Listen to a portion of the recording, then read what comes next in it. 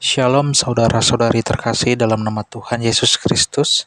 Hari ini kita akan mendengarkan rekoleksi keluarga full, rapuh tapi tetap menyala. Selamat mendengarkan. Ada baiknya kita berdoa terlebih dahulu supaya saya tidak mengucapkan kata-kata yang tidak berkenan pada Tuhan. Dalam nama Bapa dan Putra dan Roh Kudus. Amin. Terpujilah Engkau Allah Bapa yang Maha Rahim. Kami bersyukur dan bersukacita atas rahmat, kasih, sukacita, damai yang senantiasa Kau limpahkan pada kami. Engkau Allah yang baik dalam hidup kami. Kau jadikan kami alat-alat-Mu untuk beranak cucu, namun membangun dunia ini dalam aturan. Tuhan, kami bersyukur Engkau memakai Marriage Encounter sebagai tangan berkat bagi keluarga-keluarga yang mengalami kerapuhan, yang kehabisan anggur dalam hidup perkawinan mereka. Terima kasih, Kau jadikan mereka setia 50 tahun melayani di dalam keluarga-keluarga di Indonesia ini. Kami bersyukur atas kehadiran mereka, dan biarkanlah kini kami hendak mencoba merenungkan apa yang menjadi keutamaan yang Kau ajarkan bagi kami. Ibu Maria, doakanlah kami anak-Mu ini. Salam Maria, penuh rahmat Tuhan sertamu. Terpujilah Engkau di antara wanita, dan terpujilah buah tubuhmu Yesus. Santa Maria, Bunda Allah, doakanlah kami yang berdosa, sekarang dan waktu kami mati. Amin. Dalam nama Bapa dan Putra dan Roh Kudus. Amin. Sebuah berkat dari Tuhan kalau saya boleh tampil berbagi di antara saudara-saudara kami yang Marriage Encounter. Saya ucapkan selamat ulang tahun untuk ME pelayanannya di Indonesia ini.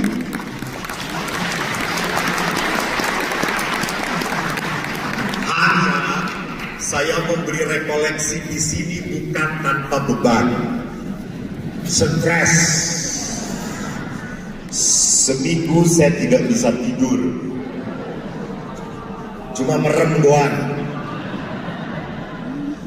Dan yang datang bukan malaikat-malaikat, tapi malaikat maut yang hadir. Kenapa?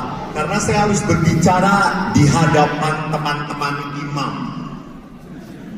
Oleh karena itu, yang seguru, yang seilmu, tolong jangan nyantet saya.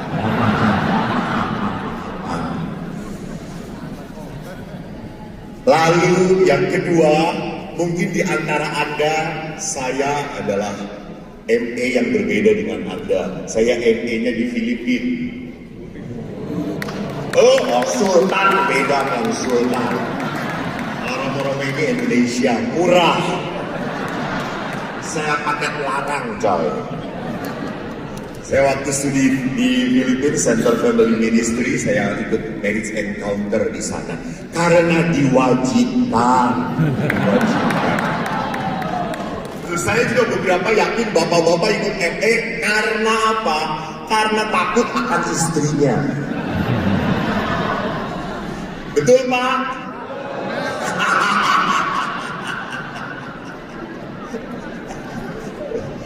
Walaupun beberapa bapak-bapak yang hadir di tempat ini merasa karena wajib, karena harus menemani, it's okay, no problem.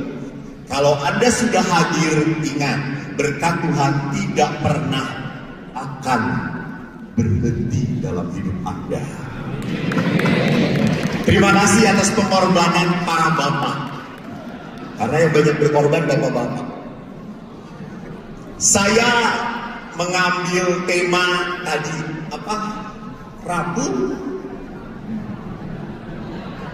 Rapuh tapi tetap menyala. Saya mengambil waktu saya merefleksikan, saya kok ingin mencari tema lain ya. Bisakah ditampilkan teksnya, jangan wajah orang yang tidak jelas itu. Bertahan dalam kelemahan. Ada sebuah proverb yang mengatakan it's better to light the candle than to curse the darkness. Di tengah situasi perkawinan yang serba tak mudah, apalagi anak-anak gen milenial, alfa, apalagi nanti menikah kelak, banyak sekali pasangan suami istri yang mudah putus asa. Jadi kalau mau kawin, Romo kok kami udah kawinkan, ayo Romo, ayo udah gak tahan.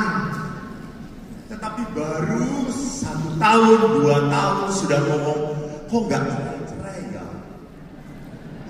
Kenapa ya?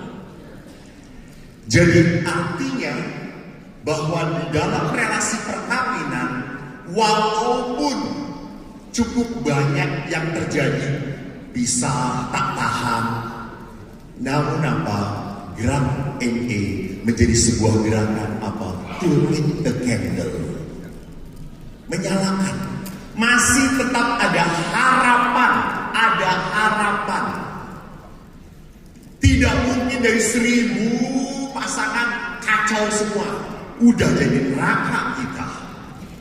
Pasti minimal ada 1, 2, 30 pasangan yang tetap setia. Kenapa? Apakah mereka takut akan Tuhan? Apakah mereka juga sebetulnya sudah tidak tahan si Romo, tapi ini juga ditahan-tahan? Sebetulnya sudah tidak tahan.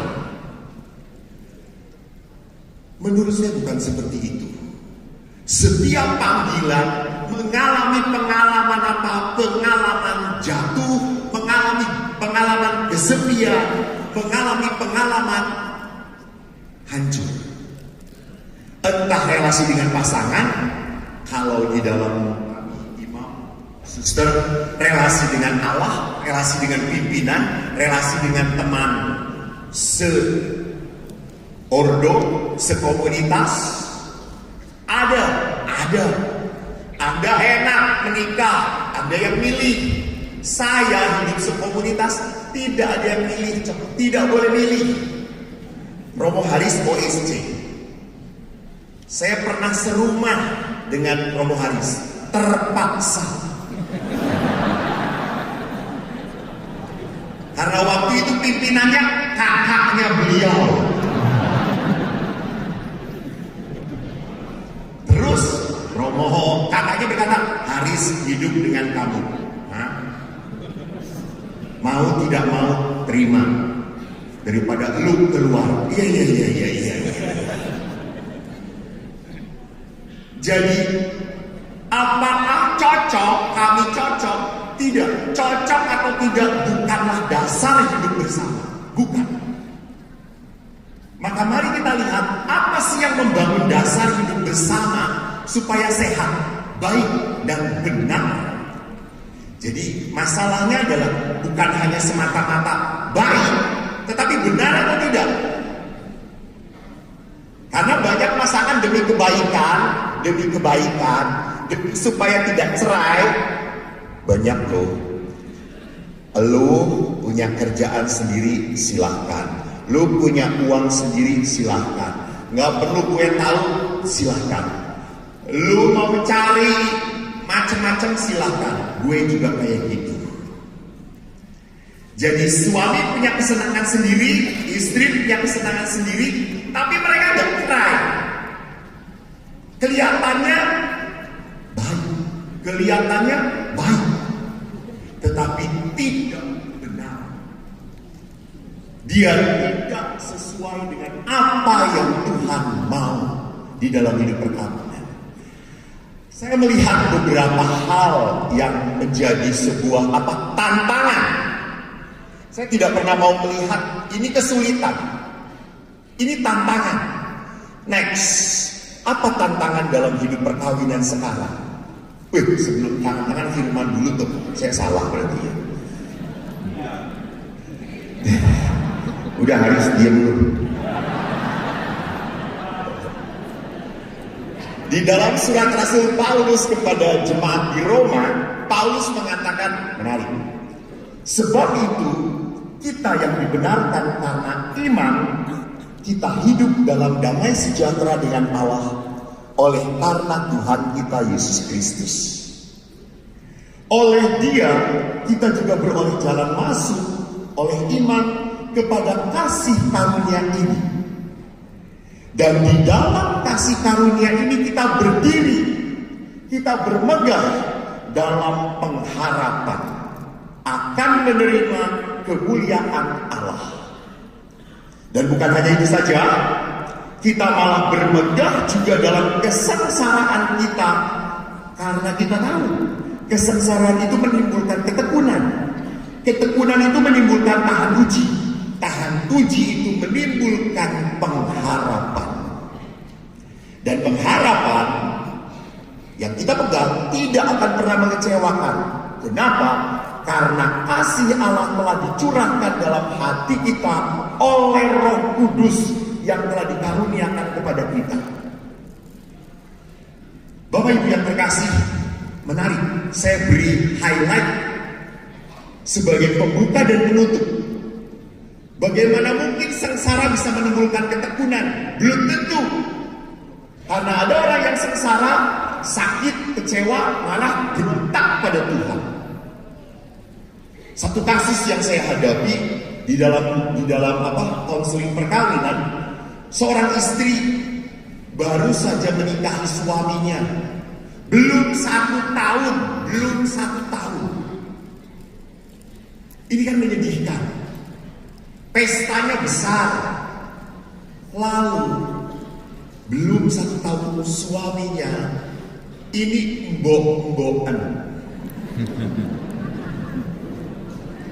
malah lari pada ibunya, lebih sering di rumah ibunya, lebih sering di rumah bapaknya, lebih sering mengunjungi orang tuanya. So what next? Akhirnya mama papanya, maaf, kadang-kadang mertua juga jadi setan. Lu kalau udah bosan balik aja ke rumah. Dan betul, anak ini balik ke rumah lagi dan pacaran dengan perempuan lain. Dan perempuan yang ditinggalkan sakit hati, kecewa. Kalau cuma sakit hati dan kecewa, wajar. Yang membuat saya prihatin dan sedih adalah apa?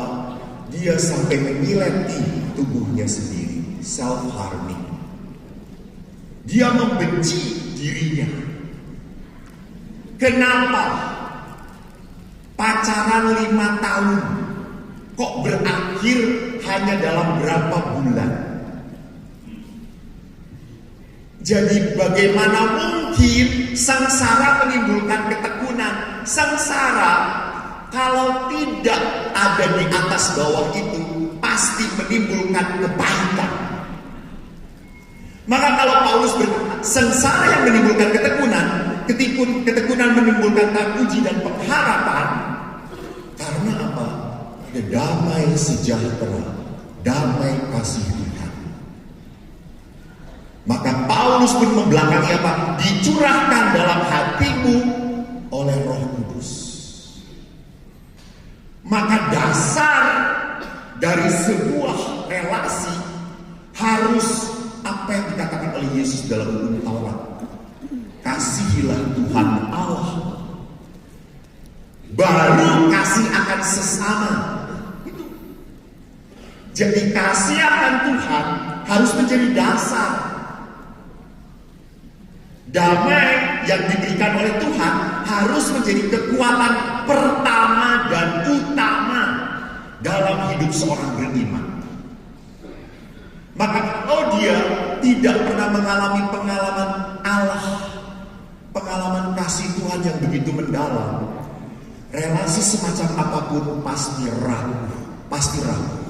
Apalagi godaan sekarang berat banget. Maaf ya, perempuan muda sekarang bukan cari pasangan yang ganteng, yang muda. Allah kalau kerema prank.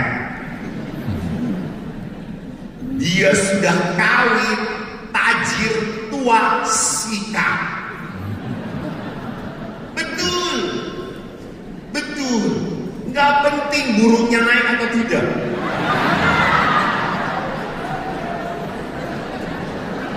Maaf, nggak boleh ngomong. Maaf.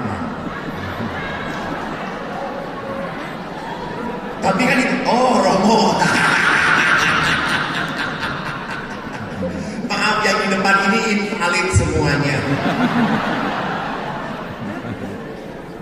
Walaupun poten dan church make you impotent. Jadi orang lebih mencari apa? Lebih mencari, saya dapat duit, saya dapat kesenangan, saya dapat meraih apa yang saya mau. Maka kalau kita lihat dalam gereja Katolik, kenapa sih butuh kesatuan itu penting.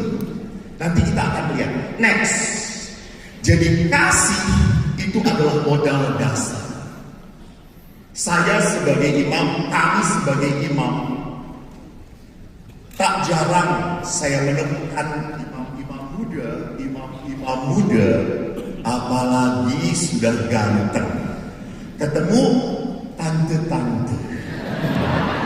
Dan tante-tante ini komennya nyebelin banget, menyindir saya. Kenapa?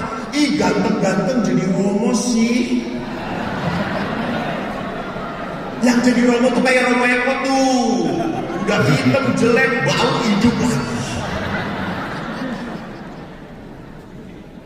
Jadi, dan pada saat datang udah emak-emak ngedeketin, Romo mau makan apa?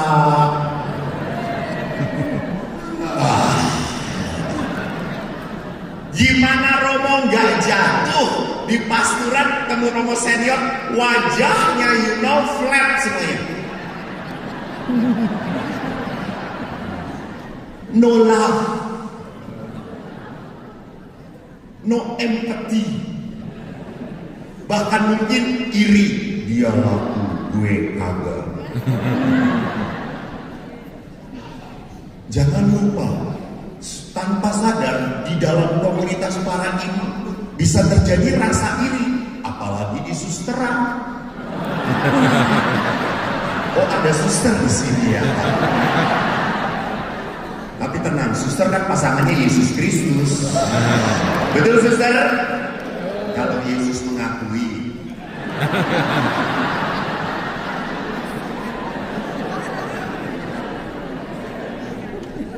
Saya dulu begitu, Pastor Haris tahu, ada satu pastor yang terkenal sekali di Pratista mendoakan orang.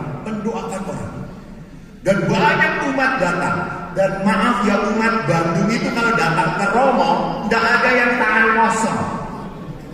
Bawa cukyong lah, ayam panggang lah, semua. Romo mau ketemu dengan Romo itu, semuanya ke sana.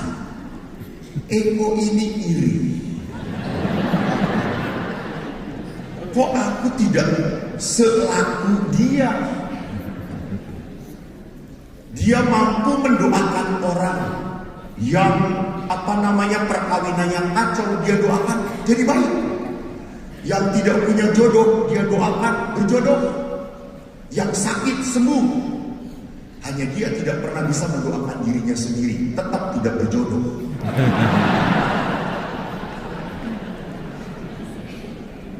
Dan akhirnya Eko ini kan ingin toh terkenal juga. Saya berdoa, datang beberapa orang ke saya didoakan, tak lama kemudian meninggal, saudara-saudara.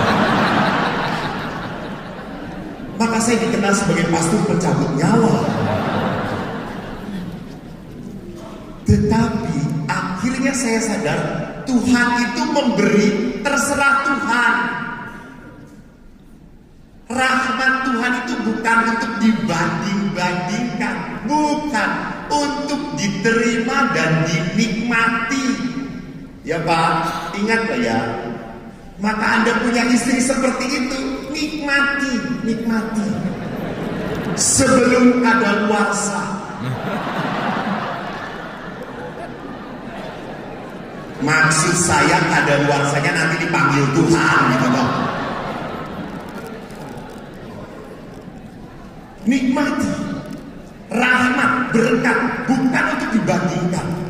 Maka pada saat, oh oke Tuhan, terima kasih, kau beri Romo ini karunia doa, baik. Saya akhirnya melembut hati saya. Maka pada saat saya terima tamu, Romo, halo Bu, mau ketemu Romo itu ya? Iya, ini Romo bawa makan, baik Romo, terima kasih ya Bu. Saya panggil, Romo, pasien. Kamu ngapain? Menikmati hasil karya pastoral.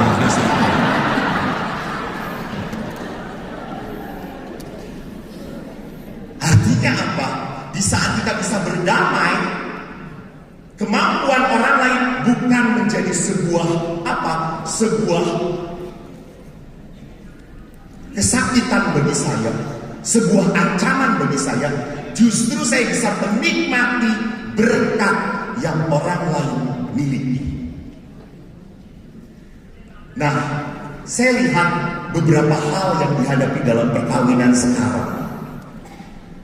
Tentunya Bapak Ibu bisa merangkai, apalagi marriage encounter, bisa menambahi begitu banyak masalah lagi dari sekian apa poin-poin yang saya bawakan. Perselingkuhan, aduh, bapak-bapak maaf ya, sekarang ini bukan hanya bapak-bapak yang selingkuh, istri pun banyak yang selingkuh. Karena mereka mulai mau semartabat seharkat dengan pria. Ini mungkin keberhasilan dari Raden Ajeng Kartini. Sederajat. Mereka pun mulai berfantasi.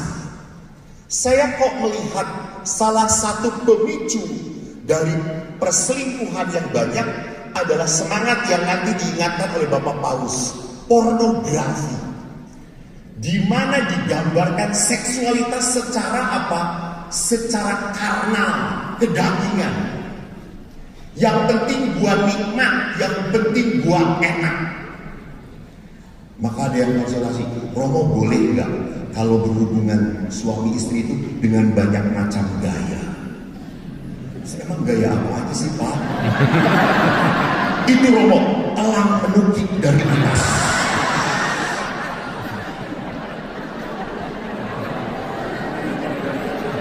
Kata saya tuh, Bapak ini banyak gaya, 5 detik aja udah keluar banyak gaya. Kata saya. Romo kok ketawa ya?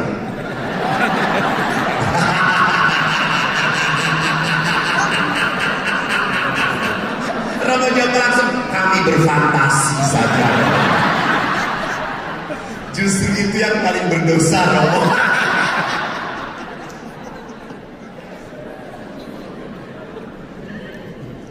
Jadi rupanya hubungan seksualitas yang tadinya agung dan mulia sudah terlalu dieksploitasi hanya menjadi sebuah kenikmatan. Maka tidak aneh banyak orang-orang yang ingin fantasinya dikeluarkan. Maka beberapa kasus toh sudah berumah tangga, sudah punya anak, tiba-tiba bapaknya senang dengan lelaki, istrinya senang dengan perempuan. Kenapa? Bukan kesalahan seksual psikologis. Saya bertanya kepada psikolog Jakarta, dia mengatakan karena mereka ingin adventure, ingin mencoba merasakan kegilaan dalam kenikmatan karnal dagingnya. Karena apa? Karena tidak bisa diekspresikan dengan pasangannya. Dan ini muncul karena apa? Ya karena hidangan-hidangan yang tidak jelas itu. KDRT, emosional. Menyedihkan memang. Orang sekarang sulit sekali menahan perasaan marah. Langsung bombardir. Ngomong, beledak, beleduk.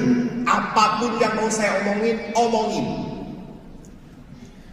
Dulu hal pantang sekali bahwa suami istri fight di depan anak-anaknya.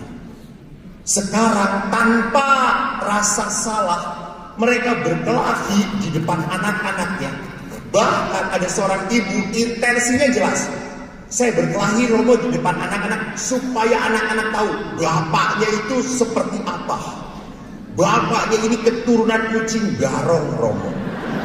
Gak pernah tahan lihat ikan asin. Padahal di rumah ada tenderloin yang soft Romo.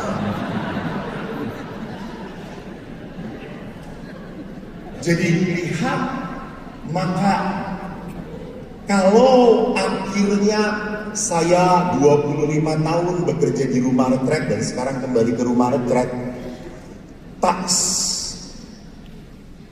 bisa dipungkiri kalau anak-anak itu berdoa lalu mereka di depan arca patung Yesus ataupun Bunda Maria, 70% anak-anak berkata, Tuhan, rukunkan papa mama.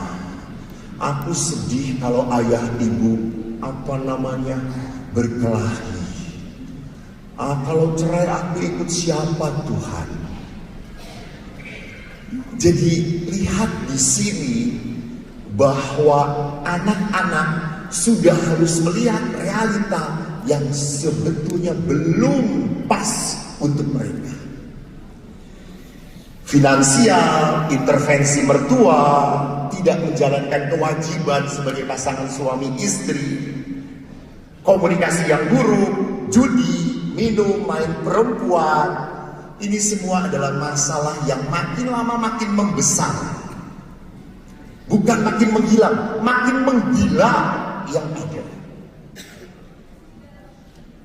Kasus kemarin yang saya hadapi, seorang ibu menikah dengan suami dan rupanya keluarga suami ini menutupi anaknya. Actually anaknya ini penjudi dan peminum tukang main wanita, ditutup-tutupi, pintar. Lalu setelah menikah dengan ibu ini yang notabene pekerja hebat, kerja keras, akhirnya apa? Meledak semua itu keluar.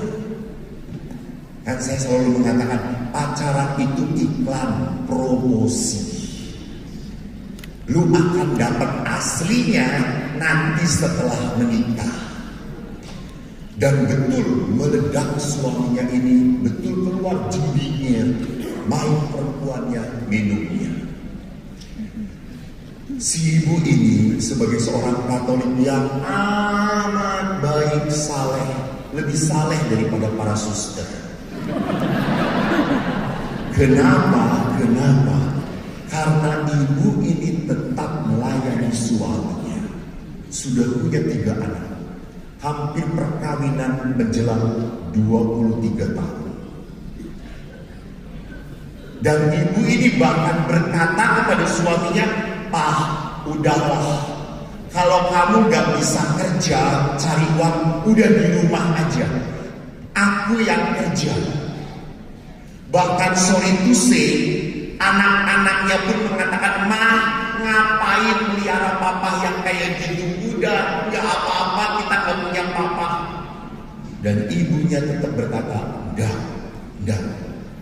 Dia papamu, dia suamiku.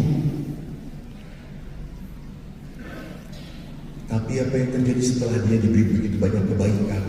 Satu hari bapak ini loncat dari apartemen dan bunuh diri. Dia tidak tahan oleh kebaikan. Dia putus asa, kecewa dengan dirinya sendiri. Dan setelah putus asa jatuh, ibu-ibu, bapak-bapak, siapa yang paling menderita? Istrinya. Setelah 4 tahun kemarin retret, nangis waktu kami adorasi, nangis meledak ibu ini. dan berkata, kenapa Romo, kenapa? Saya itu sudah sayangi suami saya sudah baikin suami saya, kok suami saya bunuh diri, kenapa? Saya tidak ngerti. Dan saya yakin pasti sekarang suami saya ada di neraka, Romo. Wow, betapa baktinya dan cintanya dari ibu ini. Nah, kalau ini menjadi sebuah tantangan dalam hidup berelasi, apa dasar, apa yang memicu dari tantangan-tantangan ini? Next, Paus Fransiskus dalam Amoris Laetitia artikel 33, ini saya suka mengutip. Ketegangan yang timbul oleh sebuah budaya individualistis yang berlebihan pada harta milik dan kenikmatan. Jadi ini triggernya, ini pemicunya, bahwa orang sekarang hanya memikirkan dirinya sendiri. Yang penting saya bahagia, yang penting saya senang. Maka perkawinan sekarang terjadi kalau tidak bahagia. Ngapain lo kawin? Ngapain lo nerusin? Lu kan hidup harus bahagia. Itu dia. Dengan kalimat harus bahagia. Dan sebetulnya itu bukan tujuan perkawinan. Tujuan perkawinan tidak ada bahagia dari tiga-tiganya. Kebersamaan, kelahiran anak, dan pendidikan anak. Orang-orang kebahagiaan di situ. Kebahagiaan itu nilai tambah. Nilai tambah dari sebuah apa? Dari sebuah pengorbanan. Kemarin saya memberkati perkawinan, bapaknya nangis terus. Karena punya 3 anak perempuan, 2 anak sekolah di Australia, anak yang tinggal dengan dia menikah. Terus bapak itu menangis terus, lalu saya tanya, Pak, bapak menangis karena anak pergi dan sekarang nanti tinggal berdua dengan ibu ya, makin menderita ya.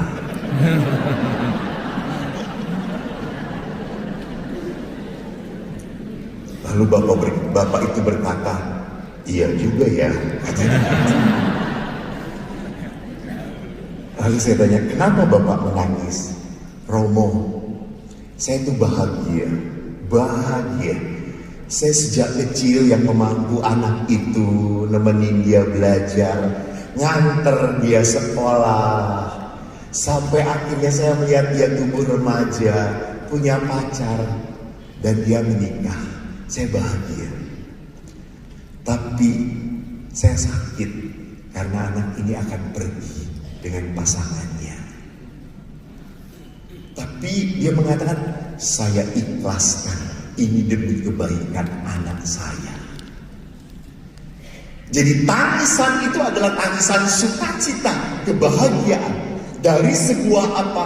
Pengorbanan yang dia berikan. Jadi bukan tujuan perkawinan, bukan. Itu adalah nilai tambah dari sebuah kebaikan yang kita salurkan. Next. Maka karena budaya individualistis yang mengejar kenikmatan dan mengejar harta milik, maka setiap perkawinan yang mulai rapuh, mulai goyah, seolah-olah cerai itu adalah jalan yang paling mudah dan cepat. Sedikit menghalangi konflik, cerai. Berapa minggu yang lalu saya memberi retret single mom, 200 orang single mom. Saya satu-satunya yang singlet.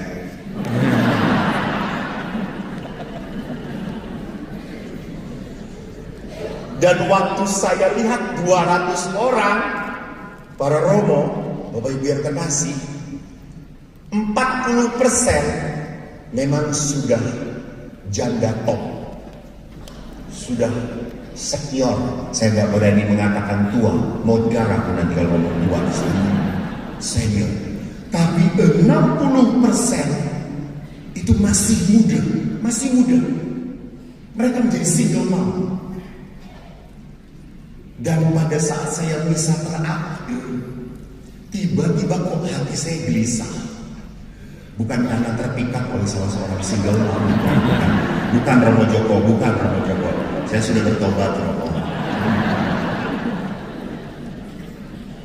Kok saya tiba-tiba ingin ngomong kepada mereka.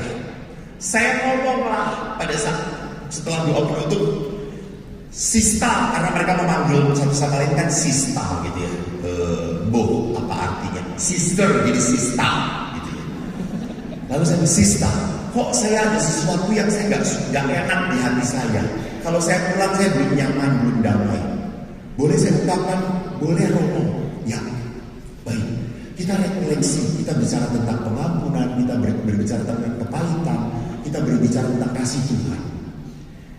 Saya kok merasa bahwa di sini ada beberapa yang menjadi single mom bukan untuk selama-lamanya.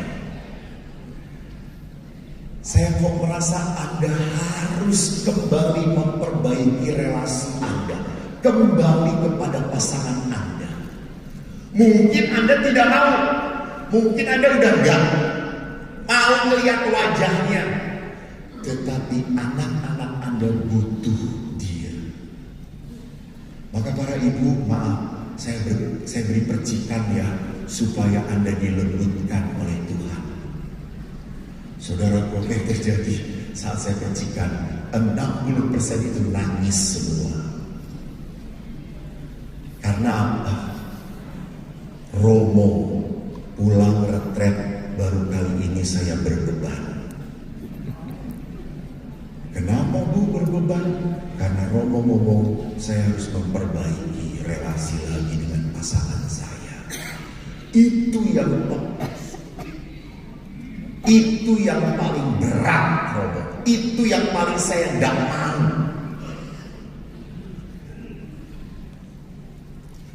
Jadi hati-hati.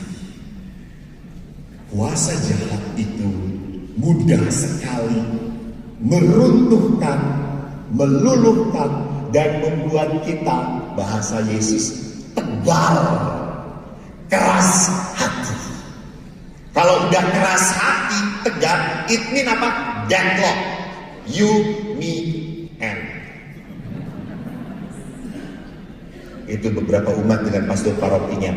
You, pastor, me, and.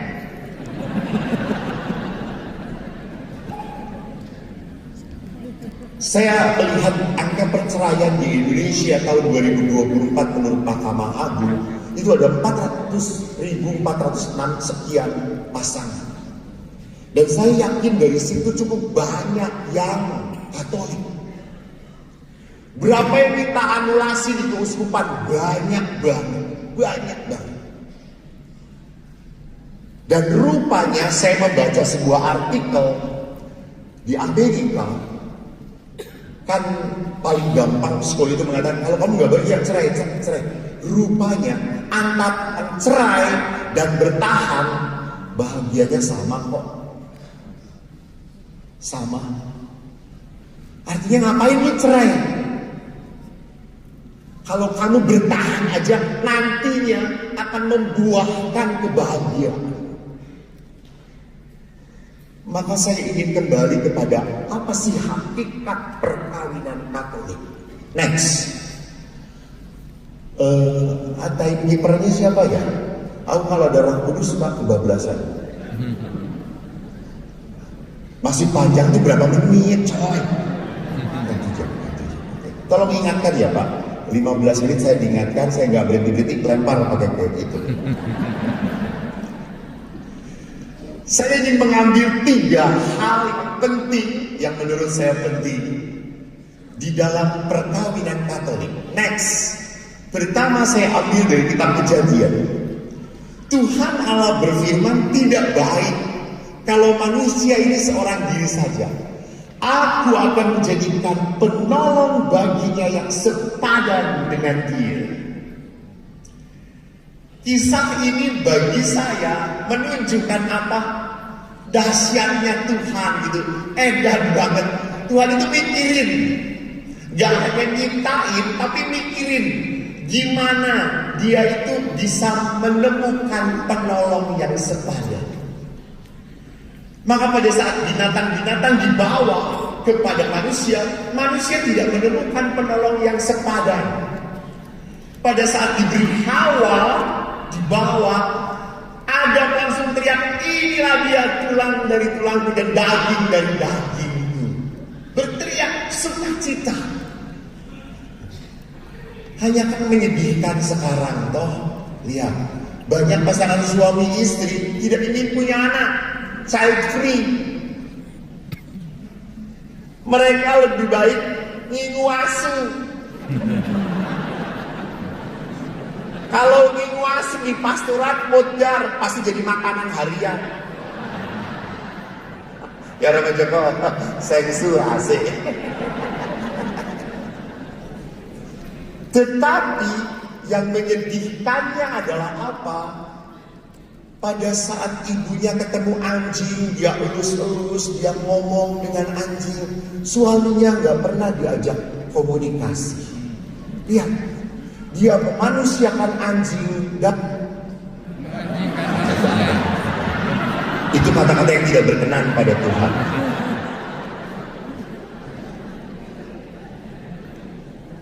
Mereka lebih lihat, lupa siapa pet, siapa peliharaan, dan siapa pasanganku. Siapa pasanganku? Mana yang menjadi karunia dari Tuhan? Sampai beberapa tuh laporan pada saya, Romo, anjing saya ini kena kanker. Sudah saya operasikan 20 juta mahal. Ya Allah, kata saya tuh, bokep aku.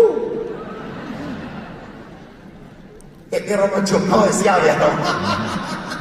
Aslinya dibeli duitnya kanggo gak bangun gereja. Ayo masuk surga atau kalau begitu. Jadi lihat, Allah memikirkan bahwa apa? Pasangan itu adalah berkat, karunia. Kemarin saya di Bekasi memberikan seminar tentang jodoh di tangan Tuhan atau jodoh di tanganku. Lalu beberapa minta doa, Romo doakan Romo supaya saya dapat jodoh Romo. Saya doakan, malah banyak. Terus saya, kenapa kamu percaya dengan doa saya? Wong saya aja doa nggak pernah dapat jodoh, kata saya. Lalu ada beberapa yang sudah usia 30 perempuan, Romo saya sudah tulis sale. Beli satu dapat satu gratis satu. Apalagi yang satu ngomong, Romo jangan-jangan Tuhan lupa ya membuat tulang rusuk bagiku gitu. Ya udah nanti dapat tulang dari Medan kata saya itu. Bapak Ibu, dalam kitab Kejadian pun dikatakan wanita adalah penolong yang sepadan dan gift pemberian dari Tuhan, anugerah dari Tuhan. Yang kedua, dalam Injil Matius ini saya selalu mengatakan hanya Yesus yang ngomong ini. Mereka bukan lagi dua melainkan satu. Karena itu apa yang telah dipersatukan Allah tidak boleh diceraikan manusia. Cari di perjanjian lama tak ada. Yesus yang ngomong ini. Maka perkawinan Katolik itu diikat oleh dua hukum sipil dan hukum ilahi. Hukum sipil memperbolehkan cerai, tapi hukum ilahi tidak. Maka beberapa itu yang mengeluh, Romo kan manusia yang gereja kan yang mengatakan tidak boleh cerai. Sopo sing muni? Yesus yang berbicara. Apa yang dipersatukan Allah Maka dari itu kalimat ini sungguh mendasari sakramen perkawinan. Sakramen perkawinan bukan hanya tanda, tetapi juga potensi kuasa Allah menyertai kamu. Kuasa Allah memberkati kamu. Pertolongan Tuhan ada padamu. Tapi saya selalu ingatkan, sejak zaman perjanjian lama toh selalu memberikan janji berkat. Konon katanya ada 7 rit. Tapi janji Tuhan itu akan terpenuhi kalau setia padamu. Kalau kamu berpegang pada hukumku. Jadi mensyaratkan. Jadi perkawinan really be blessed by God if you walk on the path of God. Kalau kamu berjalan dalam kehendak Tuhan, dalam tangan Tuhan. Saya kalau renungkan sakramen, saya seringkali bersyukur pada Tuhan. Saya ini adik kelas dari beberapa romo di sini. Romo Joko itu kakak kelas saya. Waktu seminari Mertoyudan saya bodoh. SD, SMP, SMA bodoh. Kemarin saya di Yosafat talk show dengan Monsinyur Antonius Sugianto Bunyani. Beliau satu kelas sejak SD.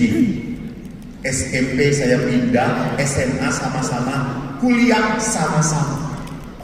Ditaktiskan beliau duluan. Karena lulus duluan, aku tidak lulus. Maka beliau itu lulusan Unpar cum laude, saya cum miserere. Saya lulus karena belas kasihnya dosen. Waktu SD, Monsinyur Anton itu selalu ranking 1, 2, 3. Lalu saya mengatakan kemarin, Monsinyur Anton 1, 2, 3, jumlah murid 37, saya 35. Tapi maaf, saya boleh bangga, Monsinyur Anton tidak konsisten. Kadang-kadang ranking 1, kadang-kadang 3, kadang-kadang 2, Eko konsisten 35. Tak ada yang menyaingi, tidak ada.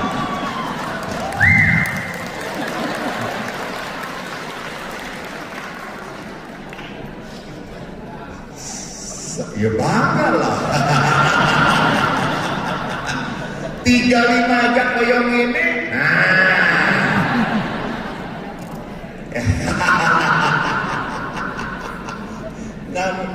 Apa itu? Oh ini mainnya sama dengan Monsinyur Anton, tidak konsisten. Lalu pada saat saya mencoba merenungkan, saya kuliah berat sekali, sulit. Dan waktu selesai kuliah di Unpar, pimpinan mengatakan mau sekolah lagi kok, cukup. Bendera putih aku kibarkan, cukup. Karena saya menolak sekolah lagi, saya dimasukkan ke rumah retret Pratista. Tak pikir main 5 tahun, 6 tahun, 25 tahun coy. Ya Allah. Saya lalu ngicipin paroki, 2 paroki di Tebing Tinggi di Helena, dikembalikan ke Pratista lagi. Ya betul, konsisten. Asap tenani. Iya. Lalu saya tuh ditanya sama romo-romo lain, kok kamu punya masalah ya di paroki sampai kembali lagi ke Pratista? Oh, saya tidak punya masalah. Yang punya masalah pimpinan dengan saya.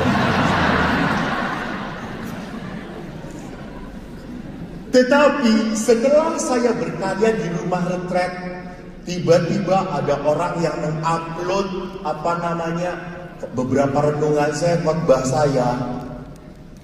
Tiba-tiba, mohon maaf ya para romo, saya menjadi tenar.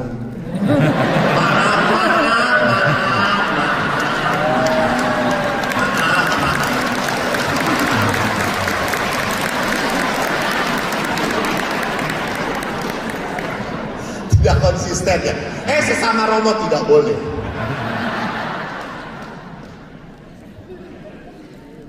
Dan tiba-tiba beberapa saja ketemu Romo terima kasih. Beberapa renungan saya membuat saya akhirnya tidak jadi cerai. Terima kasih Romo, beberapa renungan saya membuat saya jadi kuat, bertahan. Oh ya, syukur pada Allah.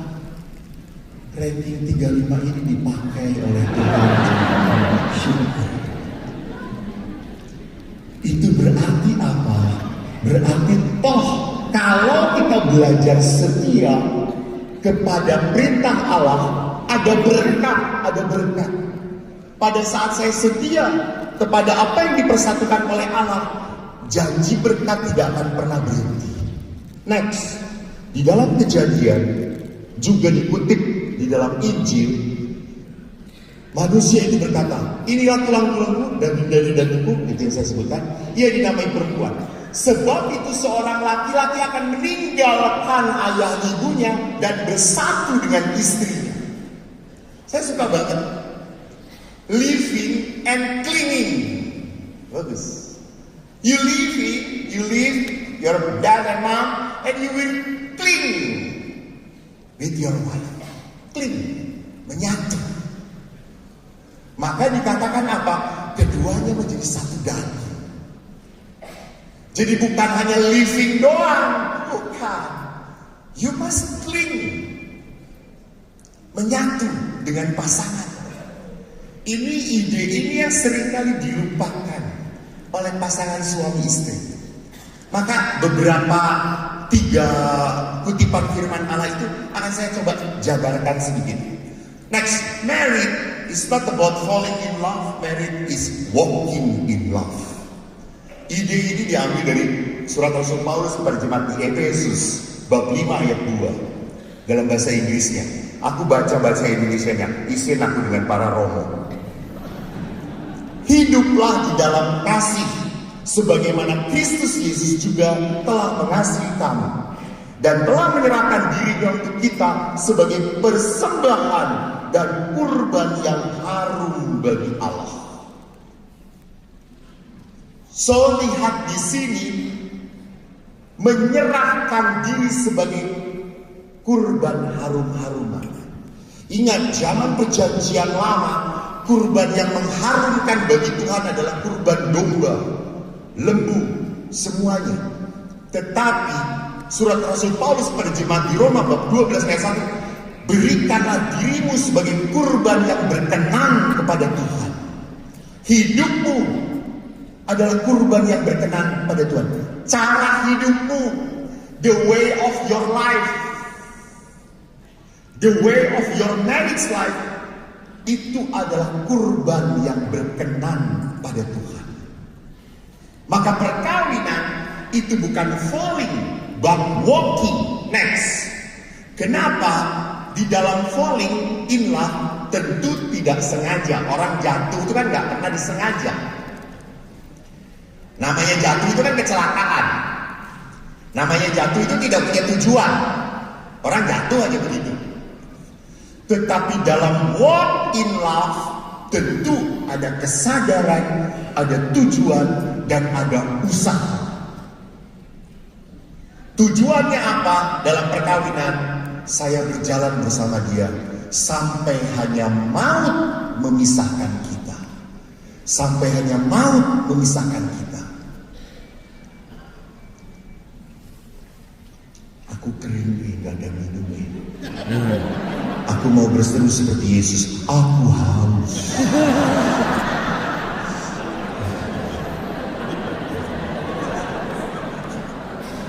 Kurang ajar panitia. Di sana box-boxan. Masa saya harus ke sono? Dasar ML.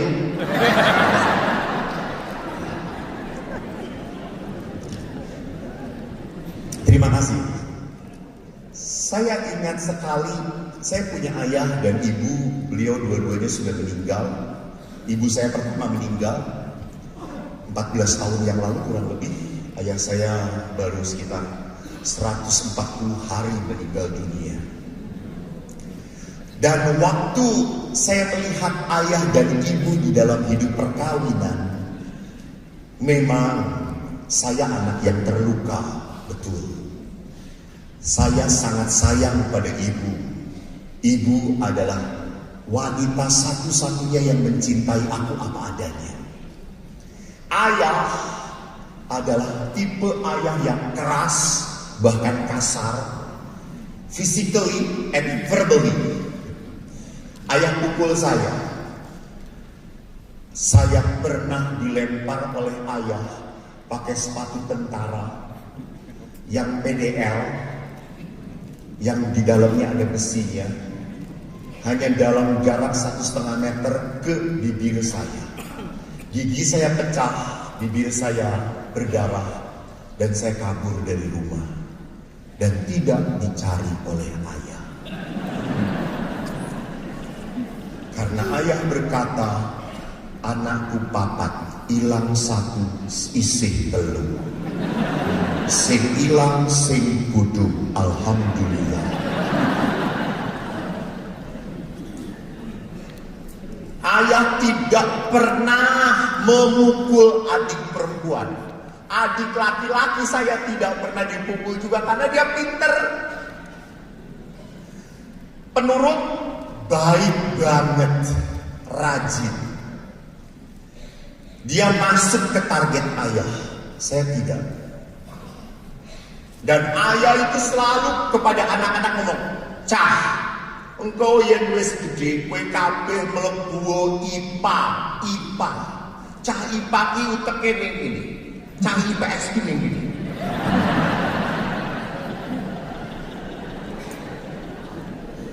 Dan karena keinginan ayah anak-anaknya masuk IPA, yang dihajar matematika. Setiap hari ayah mengajar matematika. Tapi kalau kepada saya beda, bukan mengajar, menghajar. Karena adik saya itu kalau ditanya 3 tambah 3 langsung 3 tambah 4 7, 3 tambah 12 15 langsung. Kogi 3 tambah 7 11 kampleng. Salah. Maka adik saya itu kalau matematika selalu nilainya hebat. 9, 10. Aku ki 3, 4, 5. Dan konsisten.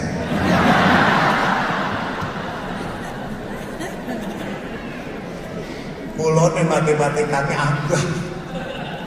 Tapi agama 9.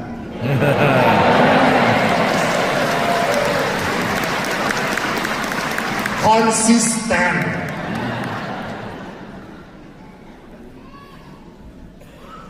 Lalu suatu hari adik saya itu begitu menjengkelkan karena kami sering kali kumpul sekeluarga. Lalu adik kan waktu dulu kan kalau ulangan harus ditandatangan orang tua toh. Lalu adik itu teriak-teriak, dapat 9 dia. Wah 9. Kebetulan hari itu aku dapat 6. Tak angkat ulanganku. 6. Lalu bapak berkata, 6 aja bahagia. Saya, Pak, kalau 9 bahagia biasa aja. Kalau 6 bahagia itu cirinya anak beriman, Pak.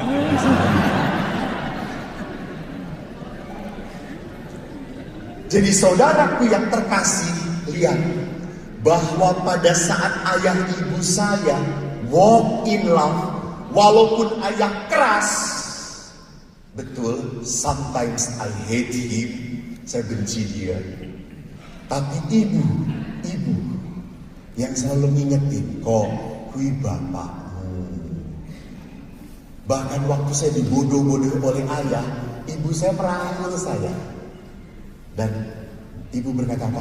Rapopo, kok bodoh rapopo. Kudu ono sing bodoh, ben ono sing pinter. So sweet toh. That's my mom. Maka saya ngomong, Bu, kalau begitu Eko bodoh tidak apa-apa ya Bu. Kalau ibu, ya jangan selama-lamanya ya nak. Konsisten tadi ya jangan bodohnya. Itu ibu, itu ibu. Ibu selalu mendekati, ibu selalu mendekati. When I fail, you are my son, you are my son. I am really attached with my mom. Dekat banget. Dan dengan ayah, saya punya jarak, tidak terlalu dekat. Ibu tahu. Dan ibu selalu mengatakan, tuh bapakmu, kono bapakmu. Itu ibu. Tidak pernah mau menyingkirkan saya dengan ayah. Walaupun setelah saya jadi romo, kan saya bebas.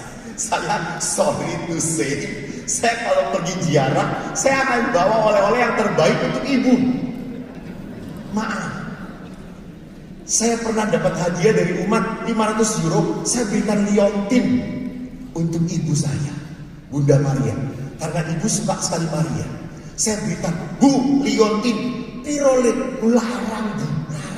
Wape tenan yole. Lalu bapak dari belakang lihat, aku apa kok?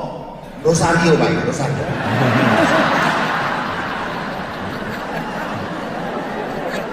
Pirong nih, 1 euro. Yang di bus itu kan 1 euro. Ah, kamu bapakku ya Rosario.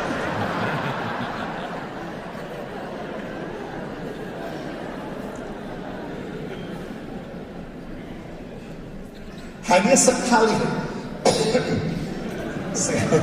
keselak dua saya Pak.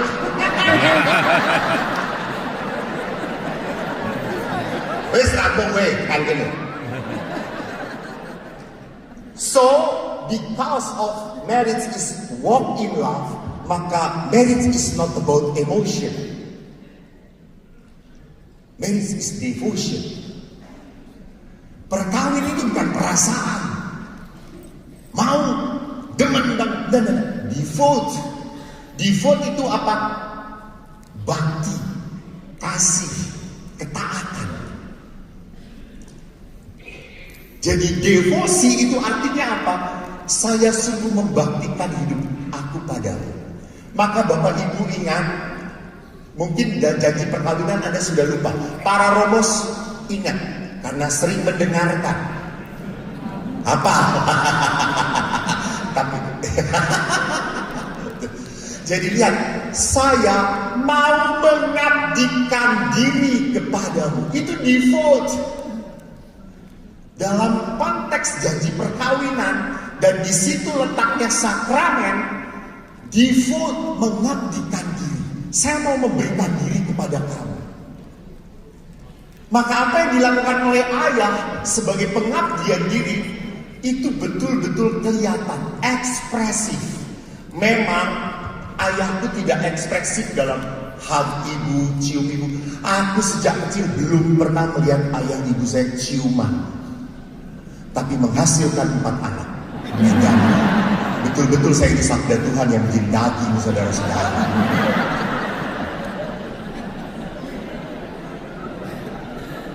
Saya jarang melihat mereka touching, hugging di depan kita. Karena ayah ibu saya Jawa tulen, Jawa. Ayah dari Clayton, ibu dari Magelang. Orang ngerti ya, orang ngerti. Sorry, Baciro toh.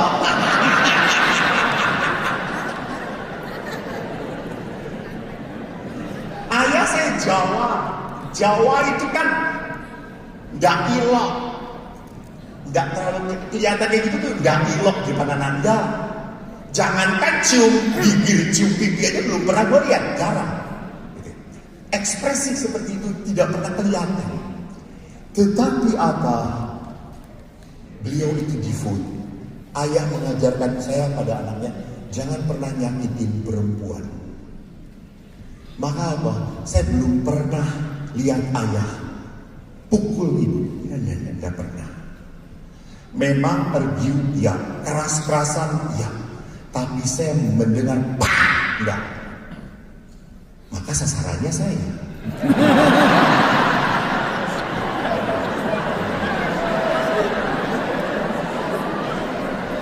Ya kan harus dibalikin gitu ya.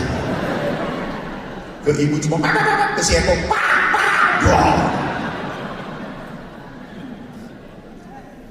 Namun pada saat ayah saya tentara, ibu saya bidan.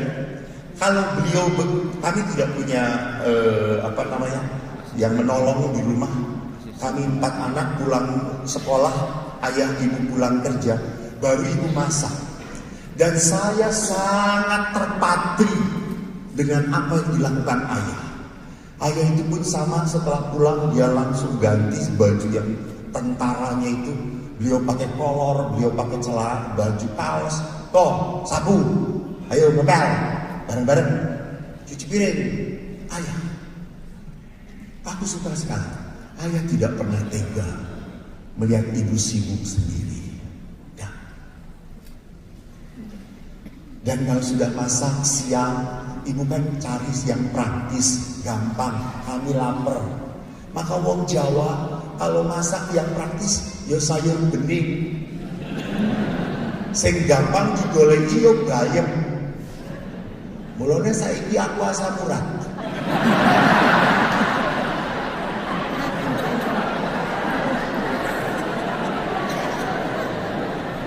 Jadi bukan karena babi gak asam urat, bukan. Bayem masa kecil saya. Babi itu menyeimbangkan justru.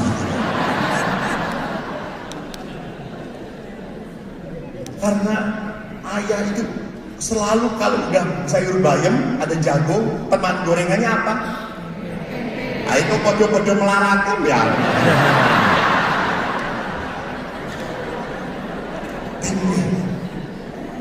Dan kami anak-anak itu selalu menggerutu, bayam terus. Apalagi kau yang bandel. Tapi ayah, dia selalu mengatakan, le, bayam mbok mugi enak tenan. Wong opai wae makan bayam le. Yang satu umur dengan saya tahu Popeye itu siapa. Jadi ya, apa yang sudah dikerjakan oleh ibu capek-capek, ayah yang he know how to appreciate, menghargai. Ini ibu udah buat mangan. Yo enak. Dan betul bagi ayah apa yang dibuatkan ibu enak. Dan kami pun akhirnya belajar menikmati. Sampai suatu saat pernah ibu masuk rumah sakit demam berdarah. Bapak yang masak, saudara-saudara. Kami kan kalau pagi nggak pernah dikasih duit toh, selalu ibu ngasih makanan. 3 hari kami datang semua 4-4-nya ke rumah sakit. Bu, sembuh lah bu, cepet sembuh bu. Oh bu, sembuh. Kenapa tole? Bapak ibu pagi-pagi buat nasi goreng, nasinya sithik, garamnya banyak bu. Ibu udah sembuh 4 anak modal bu, kata saya. Makanya sekarang saya darah tinggi.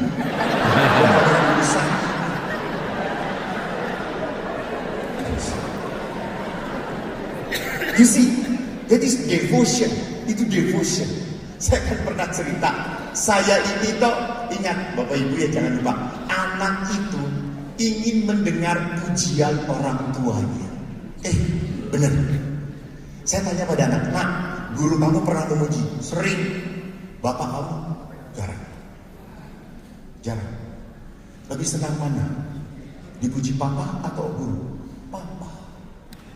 Papa. Terus saya tanya, kenapa? Kan itu papa saya. Kan itu ayah saya. Kan dia orang yang dekat dengan aku. Saya pun sejak kecil ingin dipuji oleh ayah. Prestasi belajar gak mungkin, saudara-saudara. Tuhan juga sudah mengatakan orang mungkin.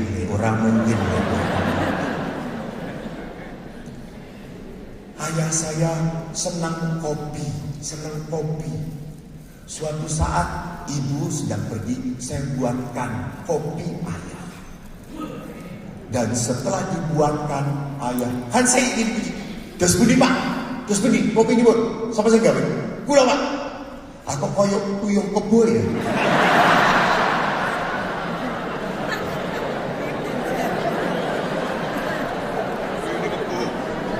Oh maaf, yang tidak mengerti tolong lihat terjemahan di bawah ini.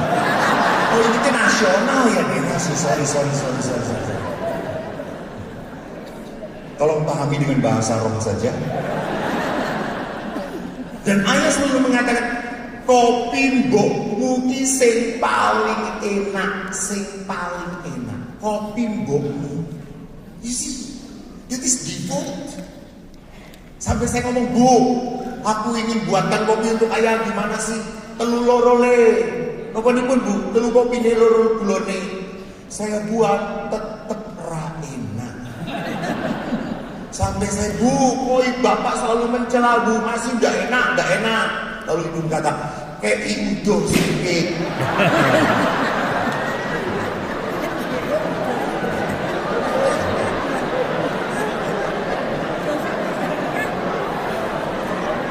Loh, orang dulu tuh kalau diberi ludah sedikit, itu tuh jadi ampet, saudara-saudara. Coba para istri, suami macam-macam, coba.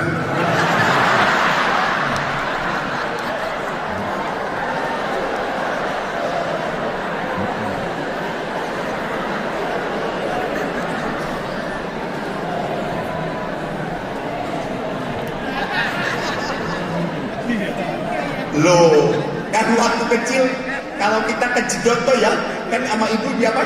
Cuk. Nah, itu kan. Luka, cuk. Ibuku sudah meninggal, ke apotek cari ludah ibu udah nggak ada. Mujarab. Tetapi lihat di sini, default. Dia apa? Menghargai apa yang istri lakukan. Dan ayah pun sangat devote pada ibu. Ibu saya itu setelah pensiun, ibu stroke dan lumpuh, tidak bisa apa-apa. Romo Haris dulu waktu itu juga beberapa kali datang mendoakan ibu saya. Dan Bapak Ibu tahu, yang mengurus ibu total ayah. Ibu bangun dimandiin oleh ayah, dibedakin, berjemur, masak untuk makanan ibu, semua ayah. Bahkan karena melayani ibu, ayah mengurangi pelayanan di gereja. Ayah saya itu keren, prodiakon, tata tertib, lektor, kur, hanya belum ditahbiskan saja. Awal minggu itu bisa 4 kali ya, romonya aja cuma 2 kali. Bapak saya itu 4 kali hari minggu bisa. Sampai ibu tuh berkata, mau camping wae nih gereja.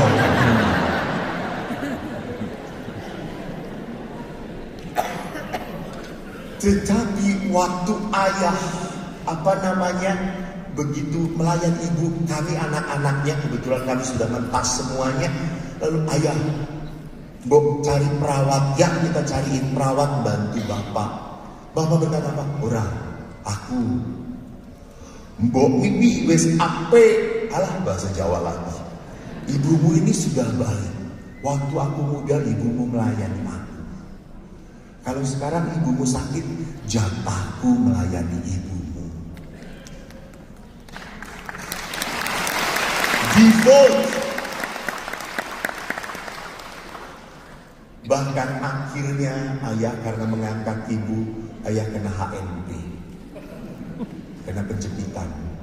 Saya yang nganter ke dokter.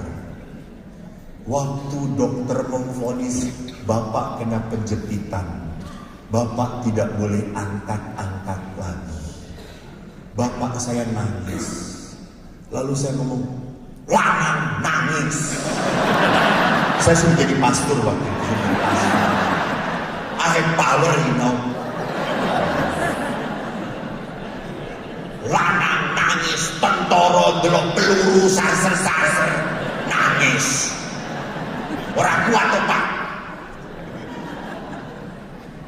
Bapak setelah mengelus air mata, oh aku nangis bukan karena sakit. Terus sopo sing gopong ibumu ne? yang aku, siapa yang harus ngangkat ibumu kalau aku nggak boleh lagi? Wow, he think about his wife. He do not think about his pain.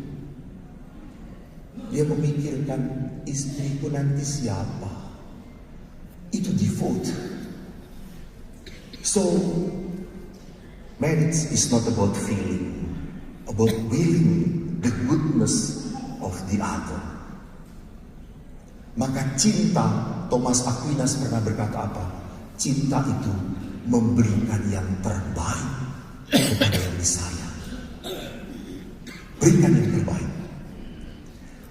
Maka pada saat perkawinan adalah sebuah devotion, adalah sebuah keinginan untuk memberikan yang terbaik, perjalanan perkawinan tidak pernah berhenti di tempat. Maka lihat next. Before married, feelings lead your decision. But after married, decision lead your feeling. Jadi Bapak Ibu ingat, kalau sudah tidak punya perasaan dengan pasangan, ora popo. Malah potret dengan Romo kesetrum, ya ora popo. Masalahnya adalah apakah saya masih punya perasaan sayang? Pastor, rasa cinta saya tinggal 10%, 5%, bahkan kandas 0%. It's okay. But you are the one who decide to marry him. Anda yang sudah memutuskan untuk menikah dengan dia, sudah jalani, and you will one day you will feel the love one another. Bapak Ibu ingat, namanya kasih, pengorbanan itu butuh sebuah apa? Sebuah kemauan untuk lebih baik. Untuk melakukan itu keutamaan. Kalau keutamaan itu ya harus latihan. Maka ada latihan Ignatian, ada latihan Crosier. Untuk apa? Mati raga. Itu latihan rohani. Maka untuk menjadi apa? Orang yang berani konsisten dengan decision, dengan keputusannya, harus latihan rohani. Dulu mencintai pasangan Anda waktu pacaran itu ostos mastis.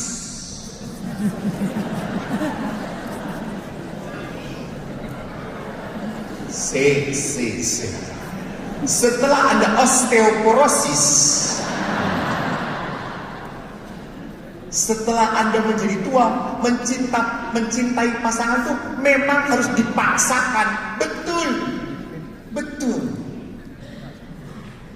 Tidak akan muncul begitu saja. Enggak.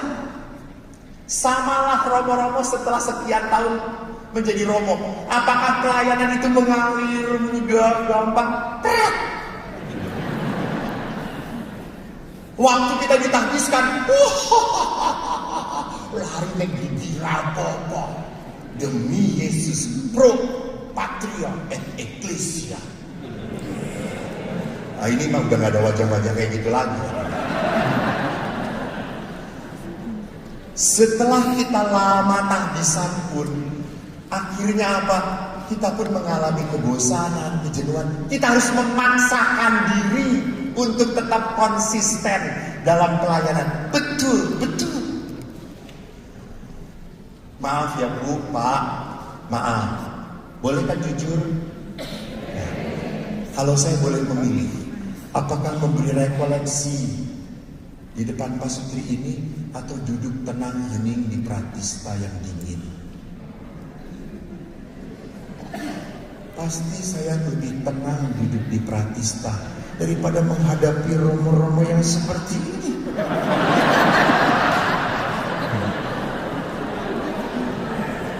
Emangnya kalau saya ngomong mereka langsung bertobat? Ora kumat langsung ngomong.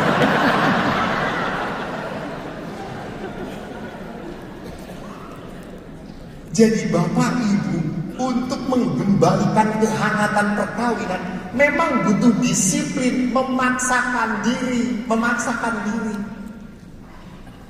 Lihat saja toh, beberapa waktu saya tanya survei. Nah, kan ke anak-anak, mana yang paling menyenangkan di dalam Ekaristi? Langsung anak-anak berkat penutup. Karena misalnya selesai. Kepada orang tua, mana yang paling berat ibu-ibu? Kolektor.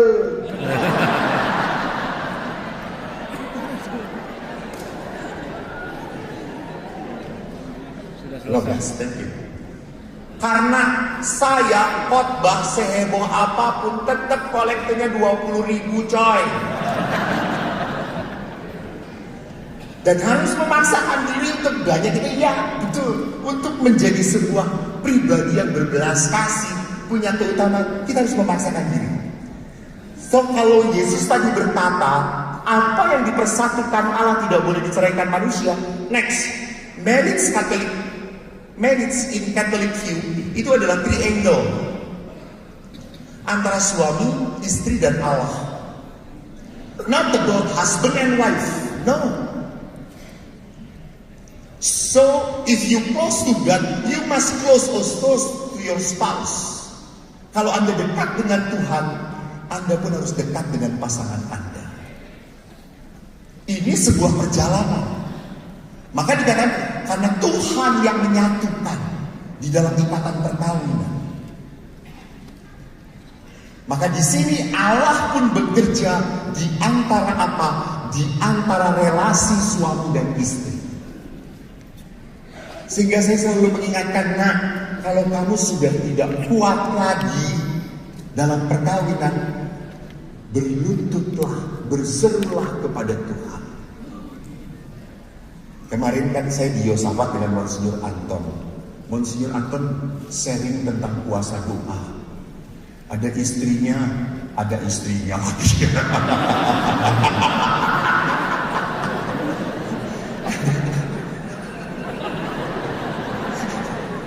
Bukan istrinya, maksudnya istrinya uskup ini, bukan gitu. Ada seorang istri sharing, Monsinyur, saya punya pasangan selingkuh. Saya maafkan, selingkuh lagi. Saya maafkan, ini sudah kelima kali selingkuh. Sampai kapan saya memaafkan?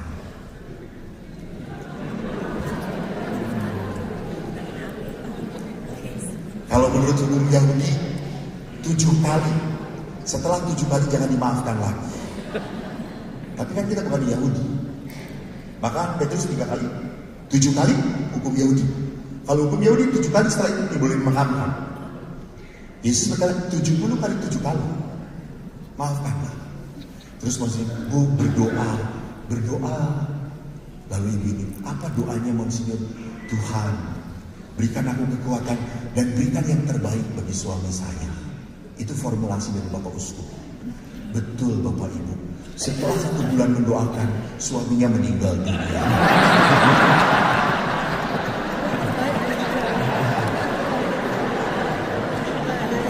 Silakan lakukan formulasi itu.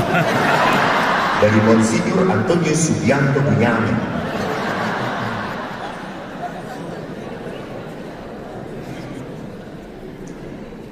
Maka perkawinan itu adalah sebuah triangle. Next, marriage in Catholic life is not contract. Marriage is commitment. Karena dalam sebuah kontrak itu kan ada aksi reaksi.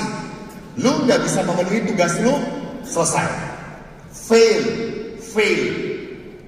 Di dalam relasi perkawinan nggak ada fail. Nggak ada kata fail. Karena di dalam relasi perkawinan, di dalam komitmen, ada sebuah responsibility, tanggung jawab. Ya, percayalah bahwa it takes two to tango. Jadi kenapa suami kayak saya kayak gini? Ya karena istrinya kayak gitu. Kenapa Romo suami saya ini kok jadi budak? Karena istrinya cerewet. Telinga itu kan ada kapasitas pendengaran gitu ya, berapa dB gitu. Istrinya ngejuit 24 jam konslet lah.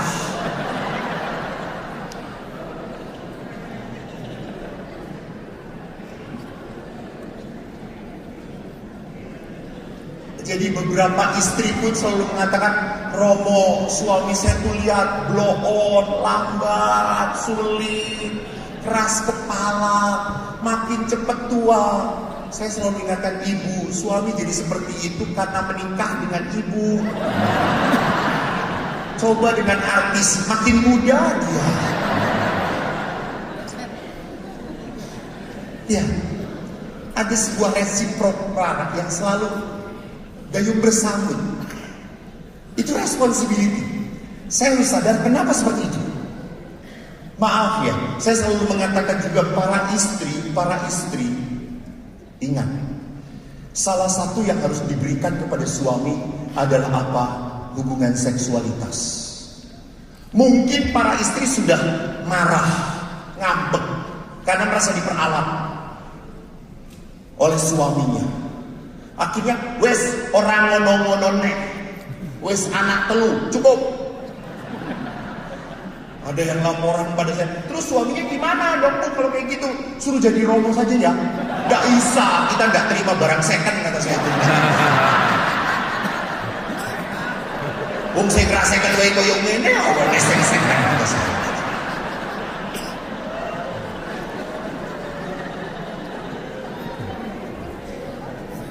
Hati-hati Bu, pada saat Anda tidak mau lagi mengungkapkan hubungan seksual pada suami, maaf, itu membuka godaan suami untuk mencari.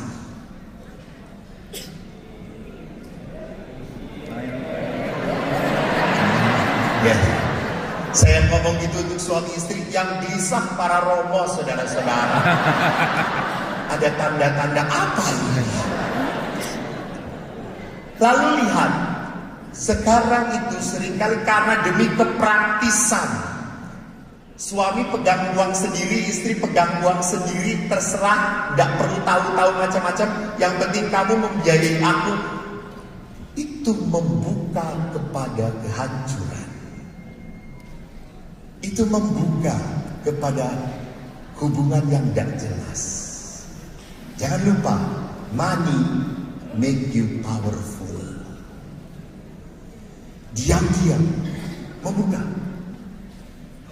Kemarin saya juga ngomong tentang apa pada pasangan suami istri. Saya setuju perkawinan pacaran long distance LDR. Kalau perkawinan tidak ada kata LDR. Karena pada saat LDR godaan semakin kuat.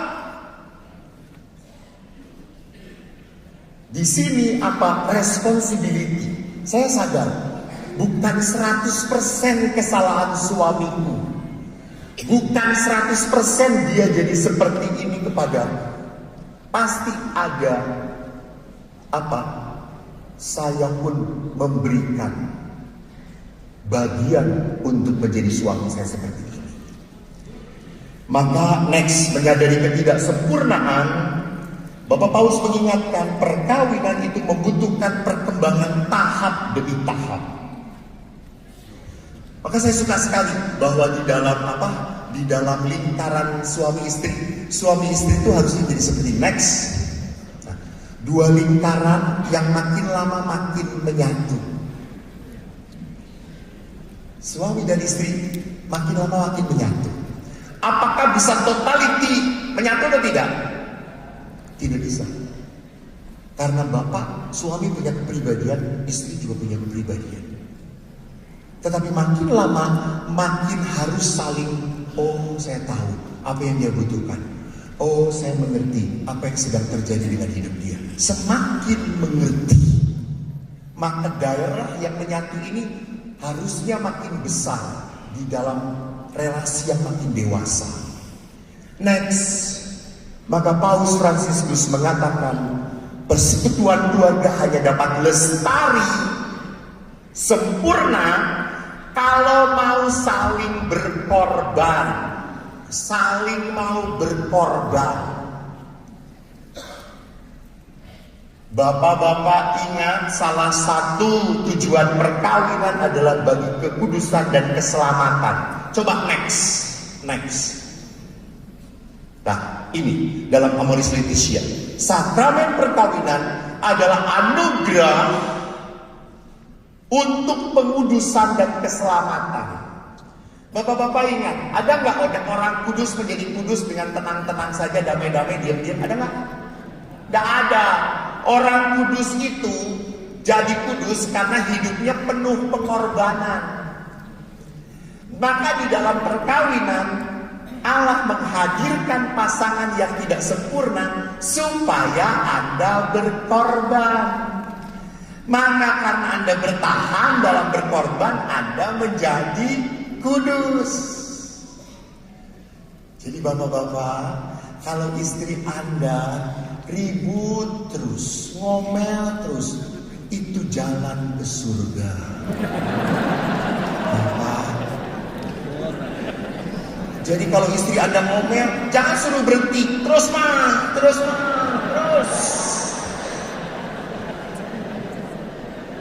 Saya langsung masuk surga terus. Kamu tidak ya. Jadi lihat, kelemahan pasangan adalah cara Tuhan untuk menguduskan kita. Bagaimana saya tetap bisa bertahan dalam kebaikan? Ini yang paling susah. Karena apa? Dia baik, gue baik. Dia gak baik, gue juga gak baik. Tapi dia baik, gue baik. Dia gak baik, gue tetap baik. Itu baru murid Yesus.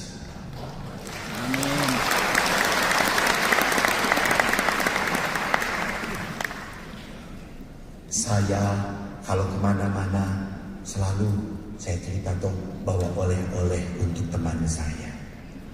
Ini bukan tanda untuk panitia saya belum punya oleh-oleh. Tapi kalau Anda peka ya syukur pada Allah. Saya selalu bawa oleh-oleh untuk teman-teman saya. Saya mau menyenangkan teman-temanku yang di Pratista. Panitia ada 10 pastor di sana. Sekali lagi ini bukan nyindir, enggak, saya enggak pernah nyindir. Hanya mengingatkan. Lalu pada saat saya bawa oleh-oleh, saya tuh pernah dari Jogja bawa oleh-oleh gudeg kendil. Pas saya bawa ke pasturannya, biara si mbak dan pegawainya itu sedang sakit, jadi nggak ada. You know what happened? Saya taruh gudeg kendil itu, besoknya masih berada di tempat yang sama. Lalu Eko ini potong, berbuka, panasin, beresin, sajikan. Para pastor, gudeg dari mana nih? Jogja.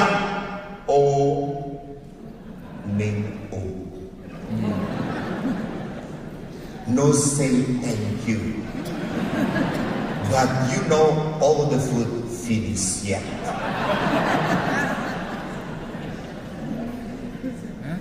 Apakah Eko kapok bawa oleh-oleh? Apakah Eko sakit hati?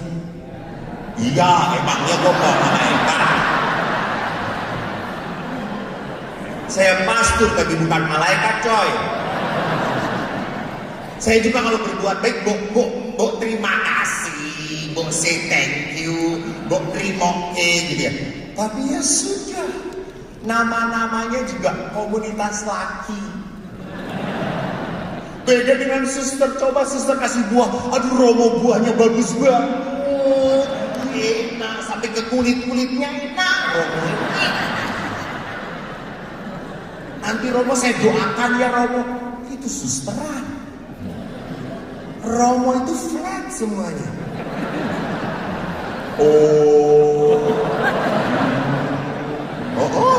Udah.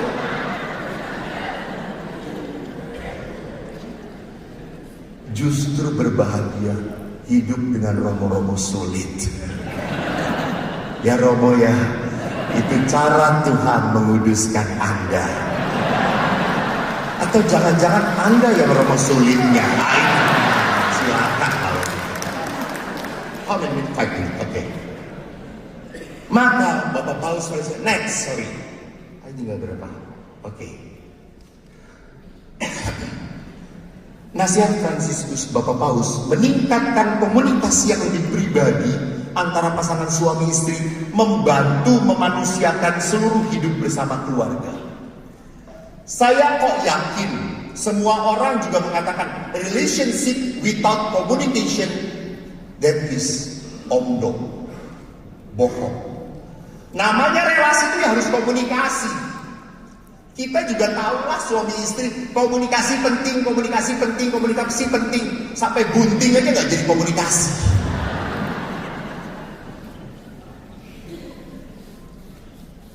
Karena apa? Sering kalau Anda gak berlatih komunikasi, ujung-ujungnya apa? Marah. Ujung-ujungnya berkelahi. Saya pernah retret di praktis pasangan suami istri. Lalu saya mengatakan, Bapak Ibu tolong ya, jalan berdua meneng, silent,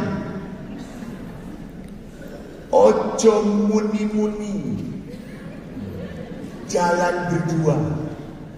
Mereka berjalan berdua keluar kapel masih tenang, saudara-saudara. Pas ke taman, namanya perempuan itu kan gak tahan loh. Lalu dia jalan dengan suaminya.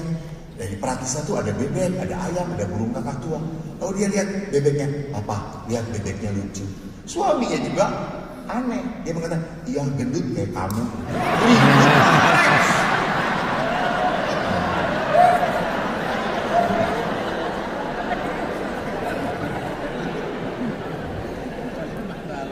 Jadi Bapak Ibu ingat, setelah Anda menikah, Anda tidak pernah otomatis pinter ngomong baik untuk pasangan. Maaf Anda.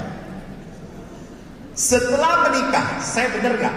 Lebih banyak menemukan hal yang negatif dalam diri pasangan saya daripada hal positif. Betul atau tidak?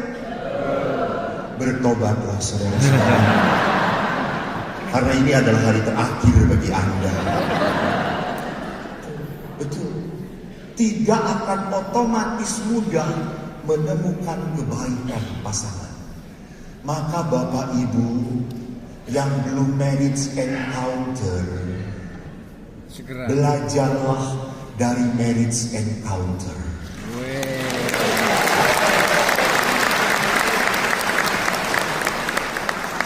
Saya promo supaya amplopnya tambah. Enggak.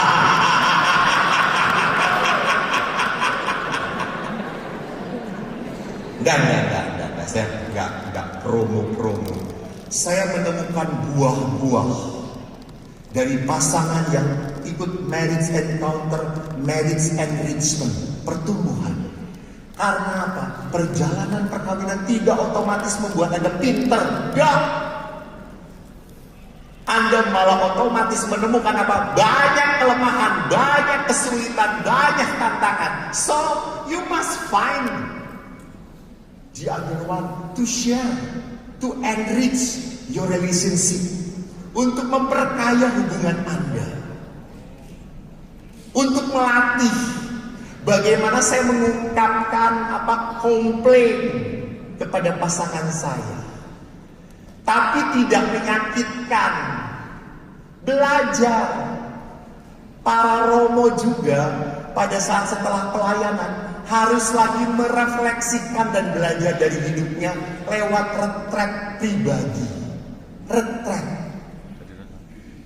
Oleh karena itu, Bapak Ibu yang terkasih, Yesus saja mengajarkan pada kita saat Yesus memikul salib dari Pontius Pilatus sampai Golgota.